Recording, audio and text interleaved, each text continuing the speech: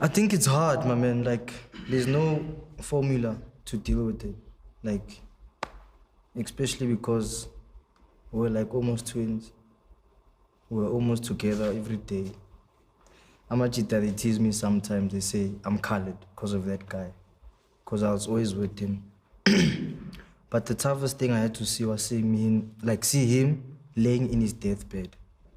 Like, I pray no one goes through that phase, not because of me, but because of what it does to you after.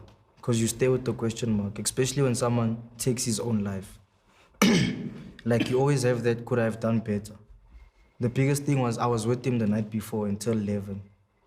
So 12, 1, 2, 3, 4. 5 hours later, he committed suicide. So it just tells you that we're not promised the next hour even. And the difference between me and me seeing he's gonna do it was 6 minutes. Usually, after I see him, we have a video call or good night in Tuana. He put a stat at 12:01. I switched off my data as 11:56. So I was 6 minutes or 11:55. So I was 6 minutes late from seeing his stats. Because when I see his stats, I drive my car to his house. Don't know what's wrong, talk to me. But it shows you that we're not promised the next minute and hour. Because someone right now back home is suffering. Maybe you're close to, but you don't know. So sometimes I cry because I was like, where's life going? And the toughest thing was I couldn't concentrate at training. Mr. D used to say, "Are you okay, my man?" But I couldn't speak to Mr. D because he can't relate to what I'm feeling.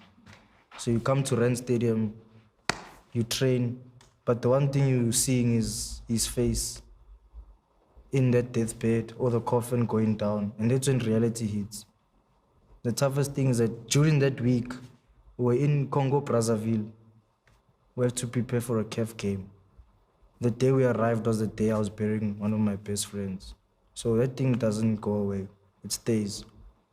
The reality is that people do suffer. We can smile and laugh, but people around here also suffer. But it's in your own thoughts, when you're alone, sometimes when you're with people also. One thing that I've learned that all of us here, we have depression, every single one of us, but in different ways. Mine might be functional, where I'm fine then I go into it deep, but you have to find that in your heart to at least pick up the phone and call someone, but don't be left with the question mark of I could have done better, or I could have looked at the phone earlier, or I could have stayed longer. It's tough. The reality is that it's tough.